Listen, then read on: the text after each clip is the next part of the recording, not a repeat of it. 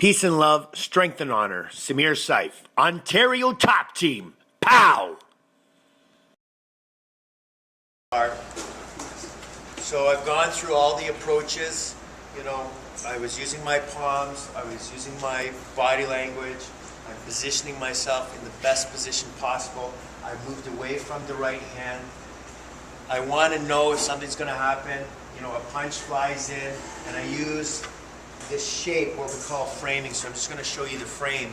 So I could be square, and I use the frame. I could step right, I use the frame. I could step left, I use the frame.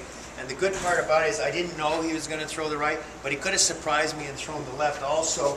But the frame works good for everything. So now I don't know whether he's going to throw the left or the right. What I do know is it's more difficult to throw the left properly because of how I've stood with my body. He'll probably throw the right, but I still don't know which one he's going to throw. And he's decided to throw the right. I frame, I keep my head up, and I look at him. So that was the first action, is getting your frame up and basically wedging inside of the attack. And the way I explain it to when someone is just learning, I say I have this samurai sword, and it's very, very sharp here, and here's the handle.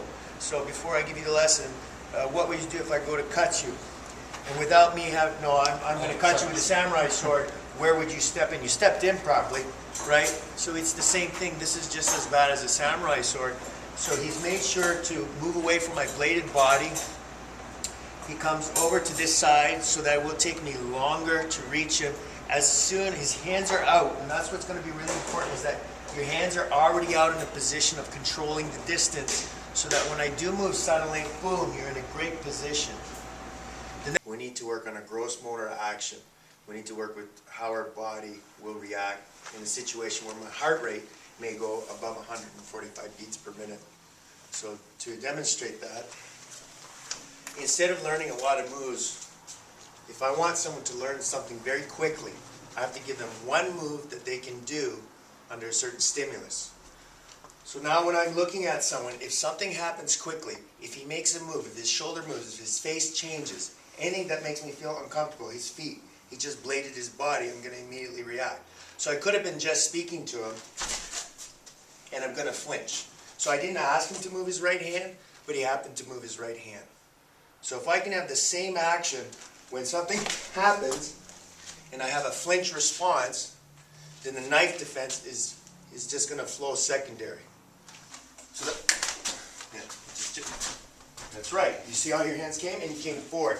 If you come forward, that's what's going to save you. That was true. Yeah?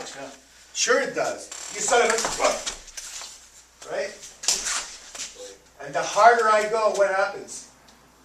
The more intense this little elbow dinner comes, and the forearm. Right? Peace and love, strength and honor. Samir, Seif, Ontario top team. Pow!